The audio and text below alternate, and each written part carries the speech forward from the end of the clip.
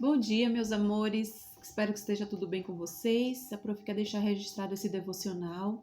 Eu contei uma parte deles para vocês ontem, mas existem mais milagres de Deus, né, através da vida de Elias, e eu quero compartilhar com vocês.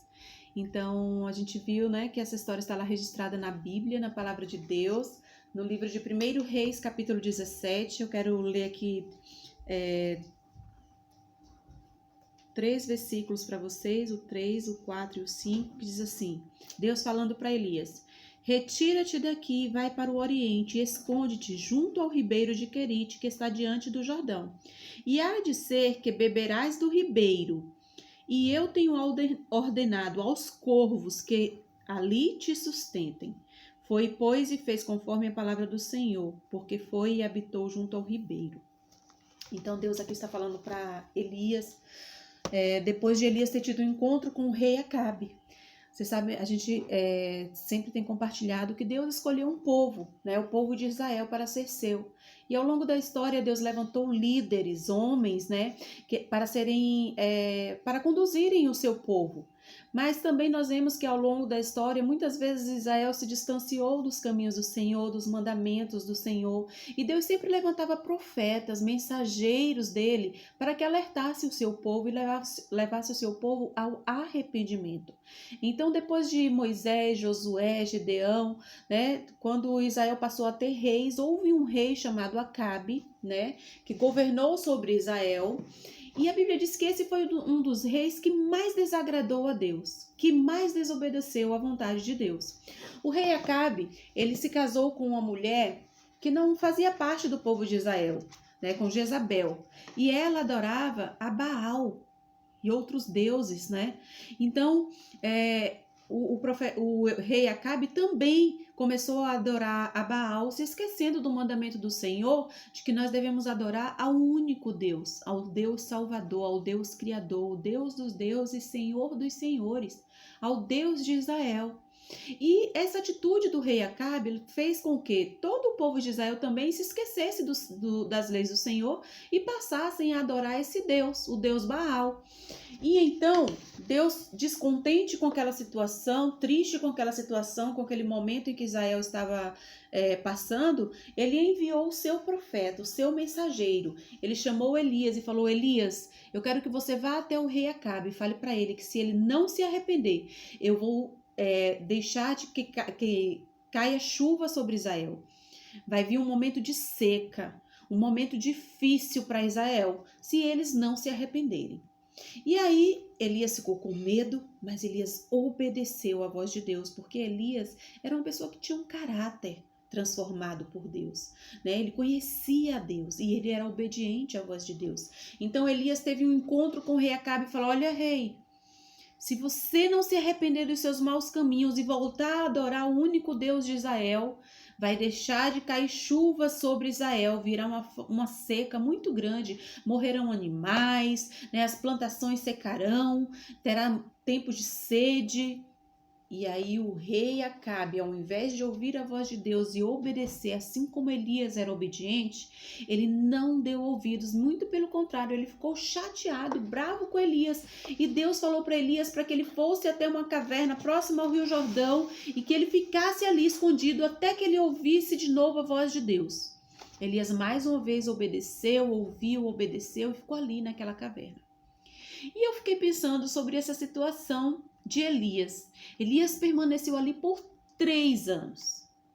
Elias não tinha um emprego, não tinha um salário no final do mês, não tinha um mercadinho ali próximo, não tinha uma farmácia. Mas como que Elias foi sustentado durante 3 anos naquela caverna? A água ele bebia do Rio Jordão, né? De um rio que havia ali próximo.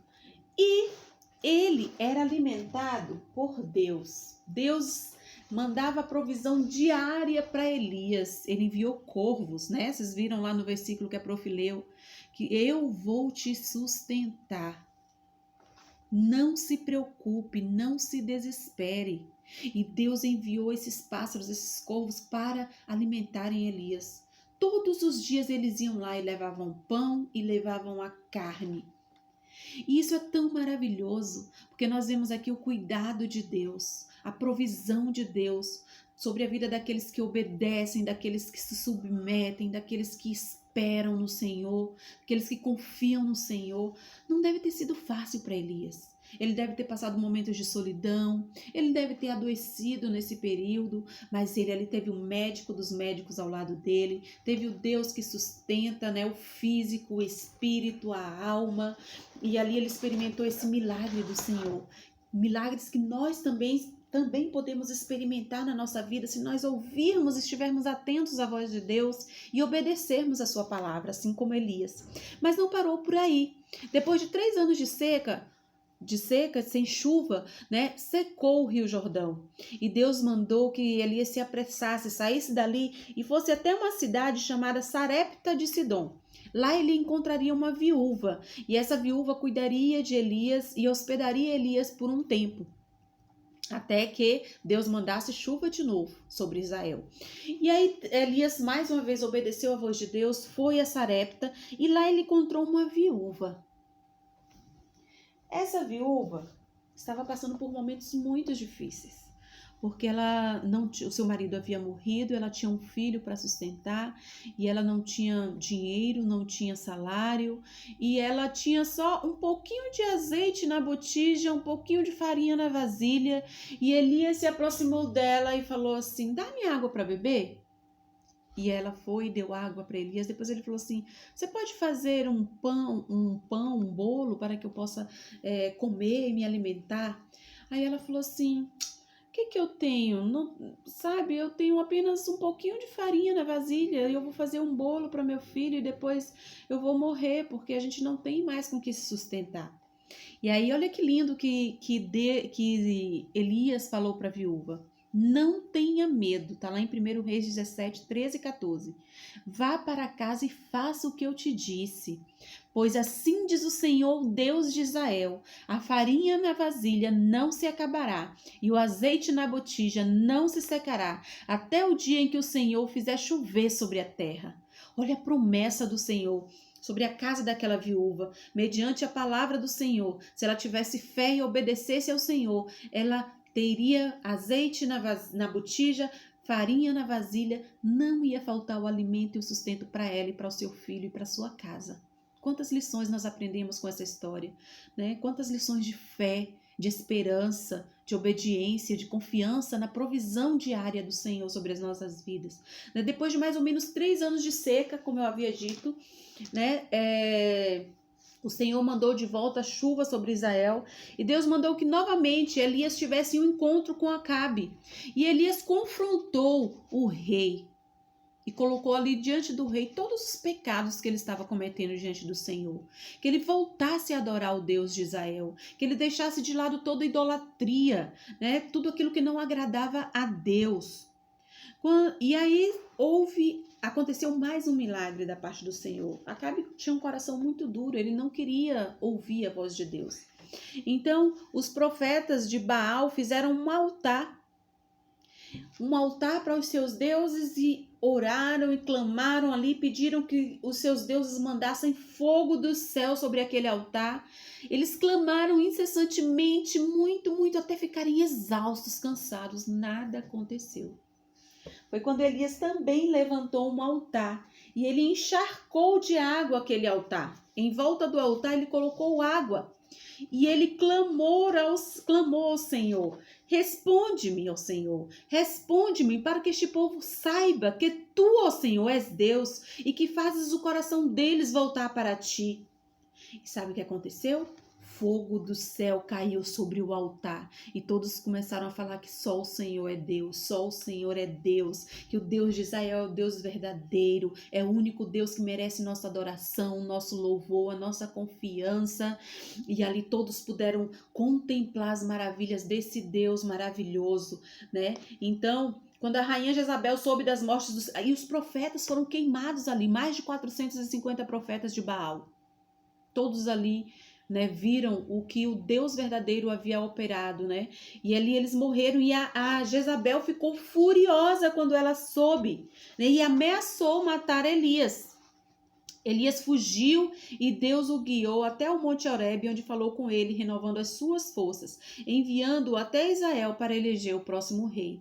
E ali Elias escolheu um novo amigo, porque ele já estava idoso, cansado, né? Eliseu, que seria o seu sucessor. E a Bíblia fala, olha gente, que maravilhoso isso aqui.